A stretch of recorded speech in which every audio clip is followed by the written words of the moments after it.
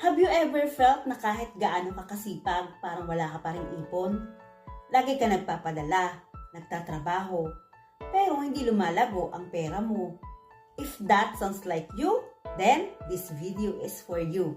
Today, I will teach you how to start your financial literacy journey in the right way. Even if you're a total beginner. Hindi mo naman kailangang maging mayaman para matutong magpalago ng pera. Ang kailangan mo lang, kaalaman at tamang simula. So, what is financial literacy? It's simply the ability to understand how money works, how you earn it, how you spend it, and how you save it. And most importantly, how can you make it grow? But unfortunately, many of us were never taught this in school. We learned math, science, English, pero wala nagturo kung paano mag-ipon, mag-invest, at magplano sa future. Kaya maraming OFW, kahit ang tagal na sa abroad, pagbalik ng Pilipinas, balik sa simula. Financial education is the foundation of freedom. Kasi kapag marunong ka na sa pera, ikaw na ang may control, hindi na ang sitwasyon. The first step to financial literacy is mindset. Kasi kahit ilang seminar ang atinan mo, kung mali ang paniniwala mo sa pera, walang mangyayari. Ito ang tandaan mo. Hindi masama ang pera. Hindi lang para sa mayaman ang investment.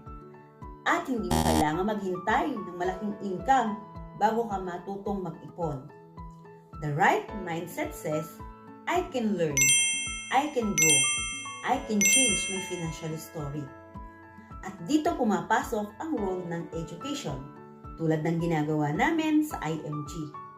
Hindi lang ito investment, it's a transformation. Once your mindset is ready, it's time to learn how to build a strong and solid financial foundation. Step number 1, increasing your cash flow. Step number 2, getting to know the right healthcare, short-term healthcare and long-term healthcare.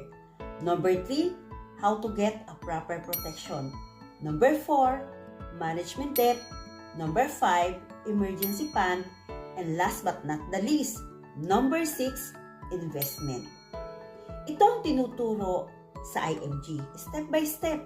Kaya hindi lang ito tungkol sa pagpapamember, kundi sa pag-aaral ng tamang sistema kung paano umasenso. Learning is good, pero aksyon ang magsasabi sa buhay mo.